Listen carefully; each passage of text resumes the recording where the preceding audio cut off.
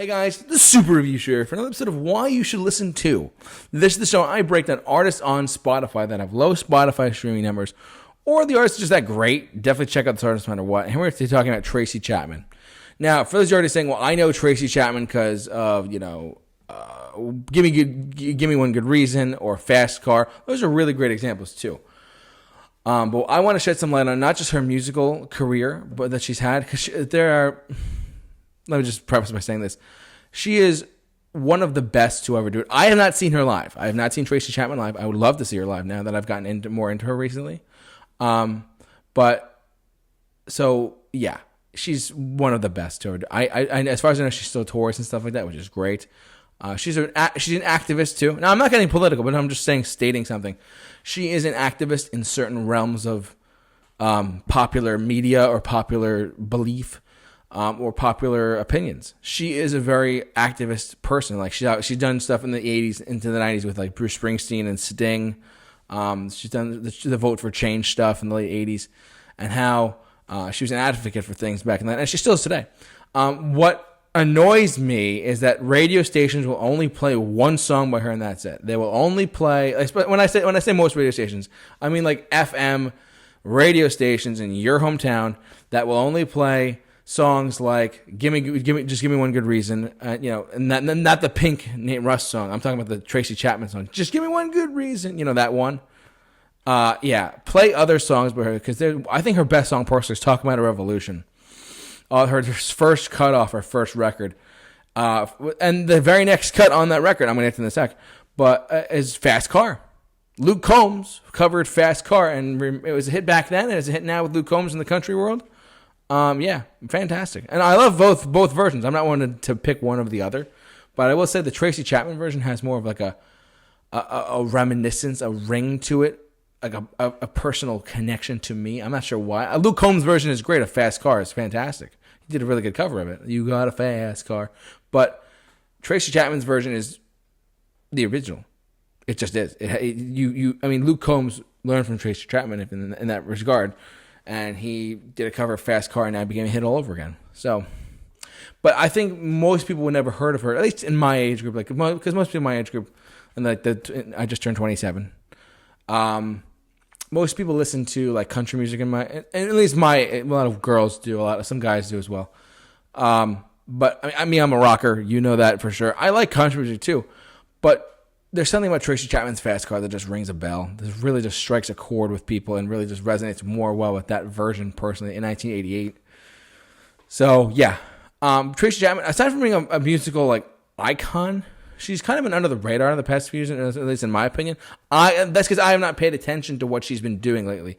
I would love to go see her personally, because I was listening to the album with her debut album with Fast Car, and what I find very interesting was the opening notes of Fast Car are, the iconic guitar intro that, I'm talking about? I'm not going to sing it because I'm not going to sing the riff. But basically, I'm surprised she opened up her debut album with a song called Talking About a Revolution. I'm surprised more radio stations don't play that today. I'm not just talking about FM. I'm just talking generically. Why can't more people just play that one cut? It's a really fantastic song about how, almost like what Bob Dylan's Times Are Changing back in the 60s did. And this is back in 88. So do the math. I'm not getting political. I'm just saying what happened in the past, because it's 2025 now. Things are going on in the world today that I'm not going to touch on my channel. But I will say, though, that the Talking About a Revolution by Tracy Chapman, that one song alone is just fantastic.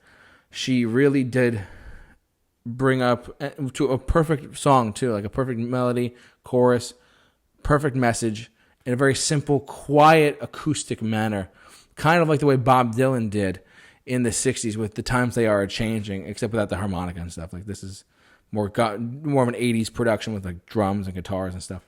But yeah, I think, so I'm going on about Tracy Chapman a lot. Why should you listen to Tracy Chapman? Why should you listen to Tracy Chapman? Well, for starters, if you like acoustic-driven, I almost want to say folk, or pop folk music, pop folk rock music. Sorry, a lot of words there. If you're a fan of that type of music, like the Bruce Springsteens, the Tom Pettys, the Stings, solo career Sting.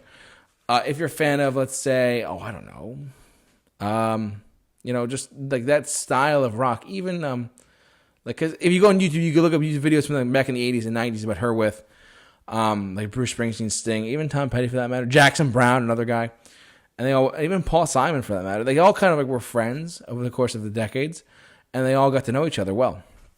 So she kind of fits into that category of just one of those musical icons that don't push their belief in their music, but not super like in your face, like, oh yeah, I believe this kind of thing. No, it's not like that at all. She's very subtle about it too, which is really great. That's one of the things I love about her debut album. I've listened to it a lot lately.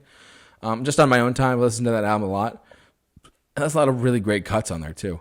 On her debut album alone, let alone like stuff like, just give me one good reason and stuff like that. Like the people play that song to death, unfortunately.